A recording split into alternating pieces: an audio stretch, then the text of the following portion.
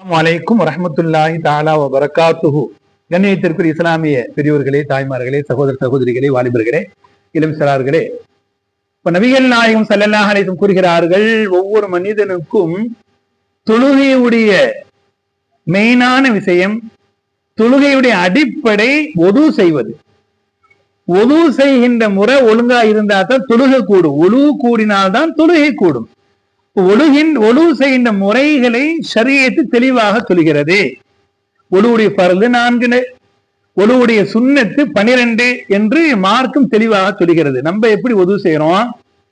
சில பேர் பள்ளிவாசலுக்கு வராங்க, இமாம் ஜமா நடந்துட்டு இருக்குது, தொழுகை கிடைப்பதற்காக வேக வேகமா மூஞ்சில் அடிச்சுக்கிறாங்க, கையில அடிச்சுக்கிறாங்க, மசகு சரியா செய்யறதுல, காலை சரியா கழுவுறதுல. ஒது கூடவில்லை என்று சொன்னால் தொழுகை கூடாது. நபிகளார் தெளிவா சொல்றாங்க, ஒழு கூடவில்லை என்று சொன்னால் தொழுகை கூடாது. ஒழு கூடினால்தான் தொழுகை கூடும். அப்ப என்ன செய்யணும்? ஒழுவு பொறுமையா செய்யணும். ஒழுவுடைய பர்லுகள் 4. முதலாவது, ஹவுதாக இருந்தாலும் சரி, அல்லது தண்ணீர் வருகின்ற பைப்புடைய தண்ணீராக இருந்தாலும் சரி, கரங்களில் பிடித்து முகத்தை நல்ல மேல இருந்து தாடி வரை நல்ல அழகான முறையில சுத்தமாக கழுவுவது. ஒரு தடவை கழுவுனா போது பர்லு. இரண்டாவது, 2 கைகளையும் இந்த மணிக்கட்டில் ஆரம்பிச்சு முழங்கை வரை ஒரு முறை நல்ல தெளிவா கழுவணும். அதே போல இதையும் தெளிவா கழுவணும். இப்ப பாத்தீங்கன்னு சொன்னா 100% தொழுகையாளிகளிலே ஒரு 30% தொழுகையாளிகளுடைய போது சரியான முறையில் இல்லை. நம்ம கண்கூடா பாக்குறோம். அதை நீங்க புரிஞ்சுக்கிங்க, அதுல கவனமா இருக்கணும்.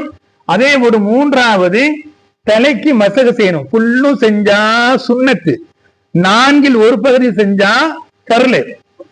புல்லும் செஞ்சிட்டீங்கன்னு சொன்னா சுன்னத்துடைய நன்மை, 4ல் ஒரு பகுதி கொஞ்சம் செஞ்சா பர்லு.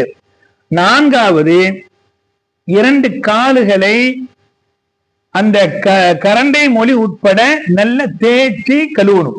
சும்மா கழுவுனா பர்லு, விரல்களை கொண்டு கோதி கழுவினா சுன்னத் என்பதாக நபிகள் நாயகம் ஸல்லல்லாஹு அலைஹி வஸல்லம் சொல்கிறார்கள். அப்ப ஒழுவை பேணுதலாக செய்யணும். ஒழு இல்லை என்று சொன்னால் தொழுகை இல்லை. அப்ப ஒழுவை பேணுதலாக செய்கிற தௌஃபீக் வல்ல ரஹ்மான் நம் அனைவருக்கும் தருவானாக. தொழுகின்ற தொழுகை அங்கீகாரம் பெற்ற தொழுகைகளாக, ஏற்றுக்கொள்ளப்பட்ட தொழுகைகளாக அல்லாஹ் உருவாக்கி கொடுப்பானாக.